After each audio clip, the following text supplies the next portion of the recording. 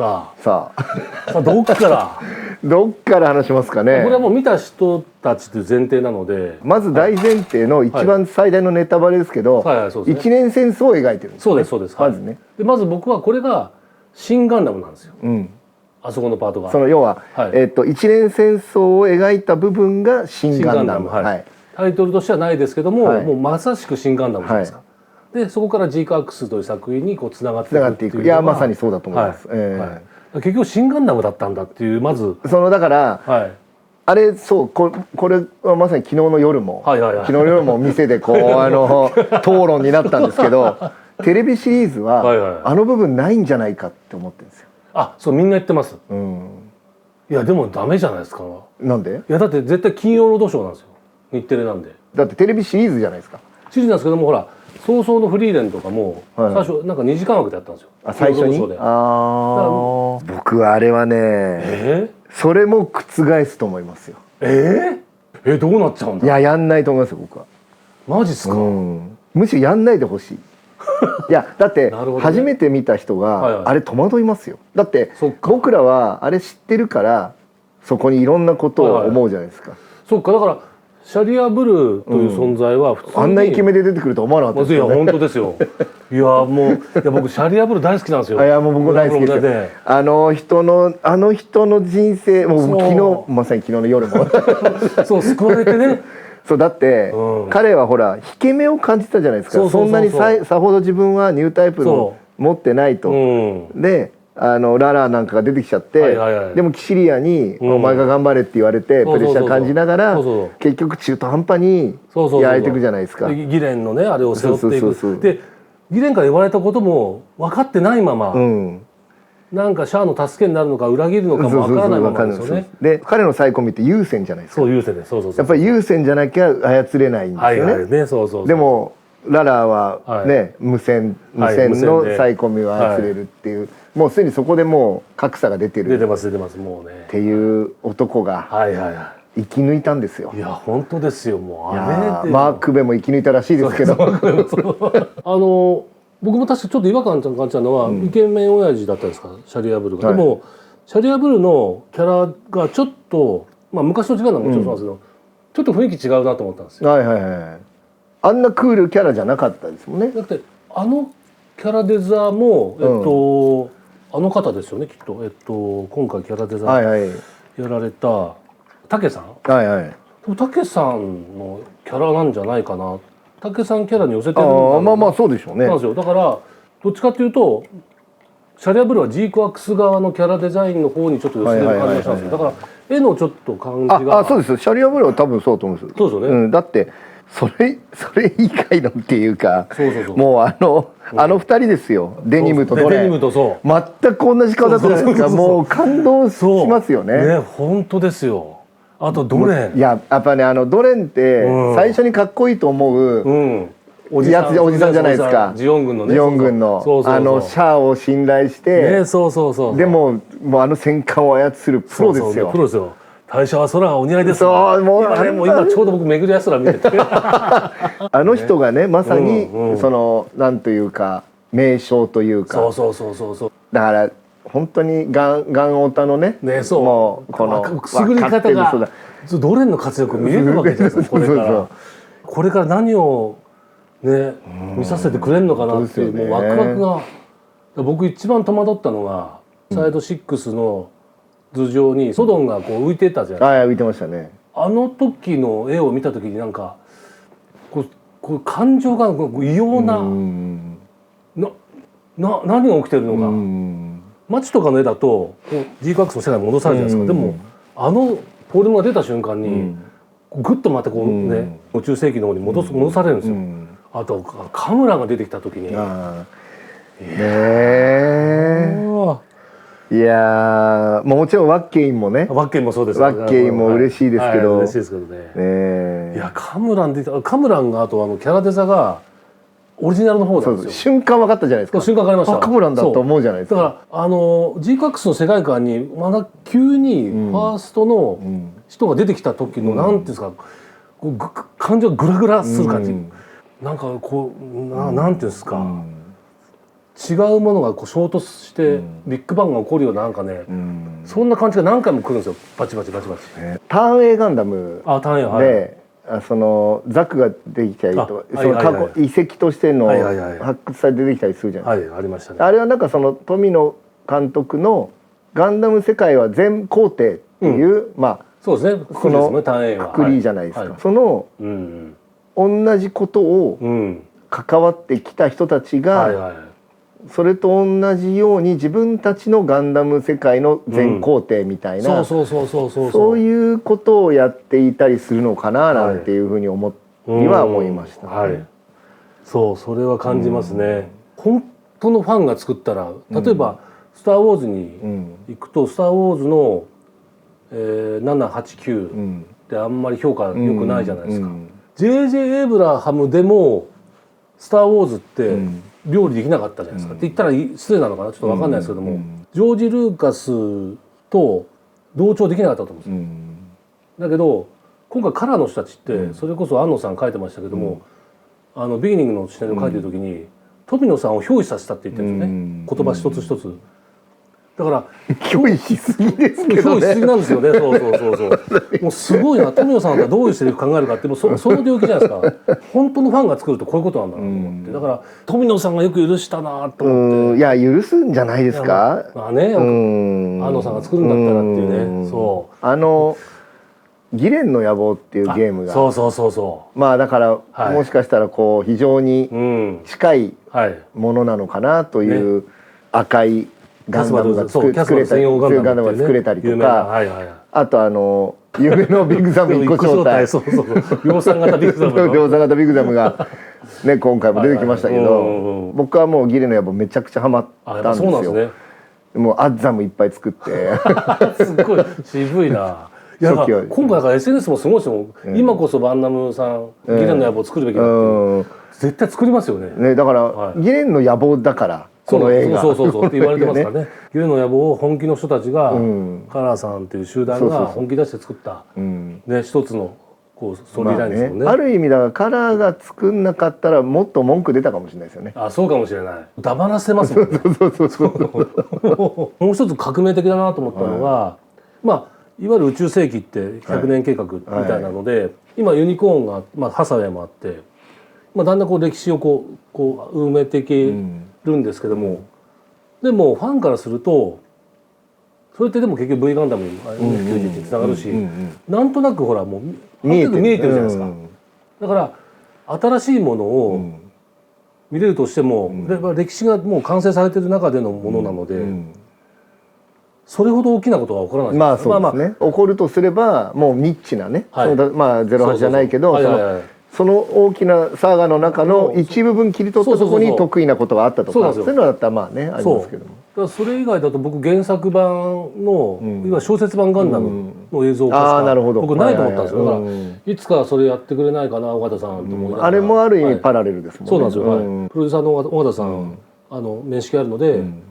尾形さんと会うたびに小説版ガンダム作ってくださいって言ってるんですけども、だからそういうものを見たいなと思ってたところにこう来たじゃないですか。ということはここから先、言いなれば新世紀ですよ。新世紀ガンダムがまだ続くんじゃないですか。IP としてもすごいなと思って。確かに。まだ歴史がこれが作られるんですよ。これでもあれですよ。またそれがどんどん広がっていっちゃうとホークさん言うとこの若者のマルチバース疲れっていうのがねこう起こり得るガンダムお腹いっぱいだよみたいな感じになりかねないので、そこはさりげなくやってほしいですけどね。だからそういった意味で G-GACKS ってね若い子が見れるキャラデザーじゃないですか。だから本当おじさん向けのね濃いファンの人がガノタという言われた向けのビギニングとこれからの若い子たちのね10代20代の子たちに見てもらう G-GACKS っていうね、彗星からの流れもありますからね。そうですね。彗星が一つでかいかもしれないですね。でかかったですね。鶴巻さんもおっしゃってましたけどね。やっぱり彗星の成功は大きいですよね。大きいですね。だからそうなってくるとひいてはやっぱりシードってことですよね。そうですよ。シードがある世代を作りましたからね。ガンダムファンはね。そうシードの映画も当たったじゃないですか。そうですね。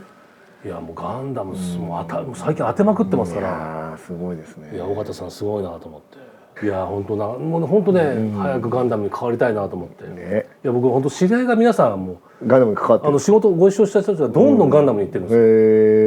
由良さんのとこもそうですし、小崎祐介さんもキャラデザで、レクイエムのキャラデザ、そうだそうなんですよ。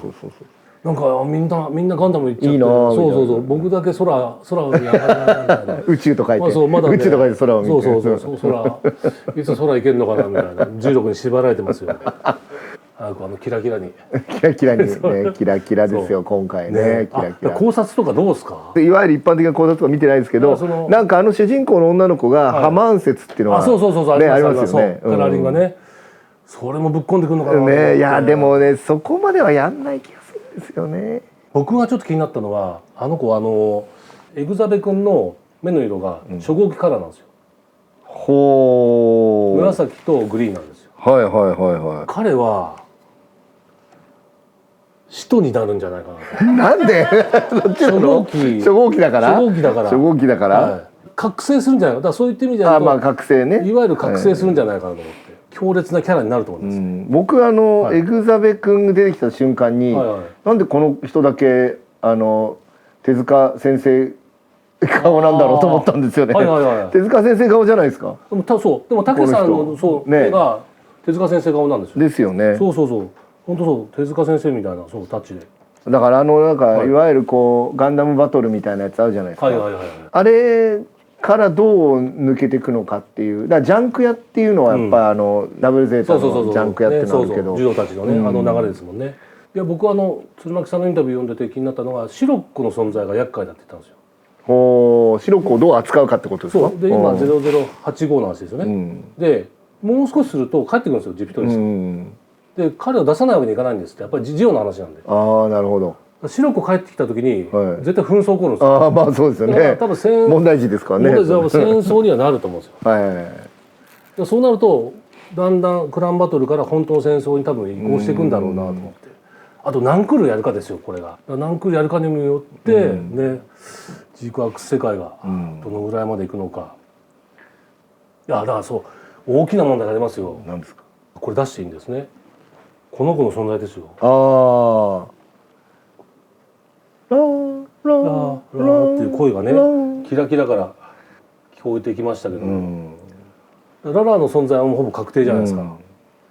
となってくると、いわゆるネットで言われているテンパーですよ。テンパーって言われてるんですかね。テンパーって言われてますね。アムロレイの存在が、いや僕はやっぱり気になってて、デニムかな、なんか覗くじゃないですか。あの時にフラウのあれが見えたんですよ、ピーって。いた。アムロのこと迎えには行ってるんですよ。そう間に合わなかったんだ。間に合わなかったんです。だからまだ短パンだったんですね。短パンです。だからもちろん生きてはいるじゃないですか。サイドセブンはね大事になってないので。テンパーはだからただ普通に暮らしてんじゃないですか。だって乗ってないんだもん。乗ってないし。乗ってないってことは民間人ですよ。普通にフラウと一緒にいるんですか。そう楽しくやってますよ。カミーユはちょっと分かんないけど。でもなんかもうピシピシ来ちゃうんじゃないですか。あれもでもほら戦いの中で生まれてきたものだから。だからそっか、何も覚醒してないのかな。だからもしかしたら隼人と恋仲になって三角関係で揉めてる中で覚醒するかもしれないですけどね。その争いの中で。ただ思ったのが、もちろんシャアの力だけで何でもできたとは思わないけど、意外とジオも苦戦してたじゃないですか。そうしてました。ってことは連邦はガンダムの量産に成功してるってことですよね。いやしてないですよ。結局これはもう設定に書いてあるんですけども、ジムを作れなかったんですよ。ガンダムがないから。ガンダムがないから。じゃあなんでガンキャノンなんですよ。ガンキャノンベースなんですよ。だからちっちゃいガンキャノンみたいな。そう軽キャノンって言われてるのはあれがねアルテイシアって言ってるんです。そうだからジムが出てこないってまずね大前提なんですよ。なるほどね。腑に落ちました。だからアルテイシアが活躍したんですよ。あれもね、構図。そう構図そうですよね。構図ね。出たビャーンってそうでほらあとビグザムを倒したんですよね。ドズルをドズルはだからやられてるじゃないですか。そうだからセイラさんが倒してる。あれはだからセイラさんやっぱりアムロはいないんですよ。いないんだ。エースがだからエースがセイラさんなんですよ。金髪さんだ。天パ出てこないのかなじゃあちょっとショックな気もするけど、だってそもそもホワイトベースがないんですよ。そうですよ。ってことは彼らは宇宙に行ってないんですよ。そうだ、ブライトも何してるかわからないんですよ。だからブライトも普通に27歳ですよ、ただの。ですね。まあただ彼は軍人だから。そう、軍人だから。まあどっかにいる。どっかにいるんですよね。だからあの時にはブリッジにはいなかったから、まあ生き延びてはいるんでしょうけども。だから海士伝もちゃんとジャーナリストとして普通にね育って。そうだ、いるわけですか。まああの人はどういう経緯でジャーナリストだったか覚えてないけど。もしかしたら三春とだから行ってないから行ってないベルファーストでしたっけ。ベルファースト基地ね。そうあそこに行ってないから、それで言ったらやっぱり生き延びた三春とか見たくないですか。見たい。そうだ、弟たちと一緒に、それこそマチルダさんとかウッディ隊もちゃんと結婚してたほしいとか。でも連邦はどうなっまあ連邦一応いや解体はしてないでしょ。しないのか。連邦はほぼ地上にいるんですかね。じゃないですかね、多分ね。じゃあ幸せに暮らしてるのかなっていうふうなこととか。でもそうなると今度連邦側がレジスタンス反乱を起こす可能性あるじゃないですか。まあそうですね。仕掛けてきますよね。まあ反乱というか、まあそうですね。抵抗をもう一回してくる可能性あります。ティタンズじゃない全く新しい組織が。ただ当然また出て潜伏してるであろうシャアがいるじゃないですか。いますね、そうですね。そこがレジスタンス担当となってくると、まあゼータガンダムと同じ話になってくる。そうですね。でもシャアはだからシャアがどうなったか。だからシャアがどうなったか。そうですよね。でもシャアはガンダムを放棄したってことでしょ。いやだからそこがほらいろいろまだ男の子の存在が何なのか分かんないですもんね。キラキラだから今言われてるのはキラキラの世界というものが実は向こう側の世界だからララーがいる世界っていうことは、ちょうどあれソロモン戦じゃないですか。でソロモンでちょうどララーが大佐をかばって死んだ時と、あの時のなんとかの場セグノバのタイミングが実は一緒なんじゃないかって言われてるんですよ。なるほど。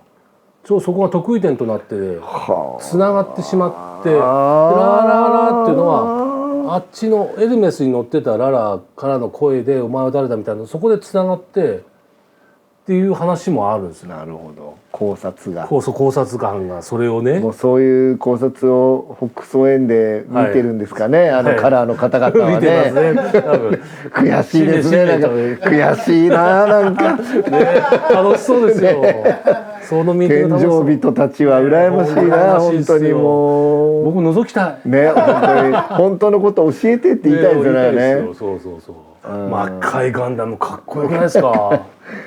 やばいっすよ、ビットつけたかっこよすぎて。あんなにホワイトベースはデザイン一緒なのに、なんでガンダムあんなに違うんだろうと思いましたけどね。本当ですね。どこが顔と思いながらですよ、本当に。そうね、だからキーワードもいっぱい散りばめられてる。いやもう本当にバーね、シャリアブルーと飲んでバーね、坊やだからそのバーでしょ、あれ。そういうことですか。じゃないですか。だってあれ同じ構図じゃないですか、あれだって。とかね。うわいろいろ思いますよね。ワインのとこだってあれね、ガルマとガルマ、そうだね、そのシーンだ。そうですよ。あとほら歯があるって言ったんですよ、ジークアクスに。ジャンク屋の中の一人が「あれこれが歯があるよ」って言ったんです。ジークアクスに歯があるらしいんですよ。そうなんですよ。エヴァじゃないですか。そう、エヴァなんですよ。で修二君の住んでるとこあったじゃないですか。あれって最後めぐらい空でみんなが脱出して逃げたランチあるんですよ。あれまんまなんですよ、デザインが。本当に見るとランチなんですよ。あそこだけデザインが変わってないんですよ。ファーストのままなんですよ。リファインされてないんですよ。困る。だから修二君はやっぱ向こうから来てる可能性あるんですよ。なんかね、香る感ありますね。香る感めちゃめちゃあります。そう香る臭しますね。修二君何者なのか。いや怖いよ。怖いんですよ。何を見せられるのか。戻るんですけど、テレビ放送はやっぱりあそこの部分はいらないな。第1話見た人たち、初めて見た人戸惑っちゃうっていうか、なんだこれってなっちゃうと思うんですよね。あれから始まった。ただ彗星の時に僕ちょっと思ったのは、彗星って実は始まる前に0話を放送してるんですよ。それって子供の頃の話なんですよ。彗星時って事故の事件の話なんですよね。それ最初にやってるんですよ。そこ前日談として一回放送して、そこからの第1話なんですよ。だからゼロ話扱いとしてはあるんじゃないかな。まあまあね。で僕はもう逆にね、シャーニーは放送しないって言ってるんですか、僕はそこ2時間枠に伸ばすと思います。なるほど。そこからのジークアックスの本放送みたいな。90分じゃないですか本編今回。そうですね。だからコマーシャル入れればちょうどいいですもんね。そうちょうどいいです。いやただ僕はその90分を伸ばすんですか。伸ばします。はい。本当に。もうちょっと伸ばす。だって安野さんの脚本って映画1本分って言ってたんですよ。ちょうどいいんですよ。金曜ロードショー。じゃあジークアックスパートは次の回でもうちゃんと本放送から最初の新ガンダムの部分だけで2時間ってこと。2時間です。そこは多分金曜ロードショーでジークアックスじゃなくて新ガンダムとして放送します。なるほど。断言します。断言します。いやそのぐらいやってくる。これやっぱ僕言っちゃうとネタバレになっちゃったかな。いやネタバレの意味が分かんない。ネタバレの意味が分かんない。妄想です。妄想。当てちゃったらまずいなと思って。いやいいじゃないですか。いいですか。当てちゃっていいですか。当てちゃったらすごいでしょう。本当ですか。すごいでしょう。そっか。いやこれ絶対狙ってますよ。今分かった。来ましたよ。今回のこの劇場見てなくてね。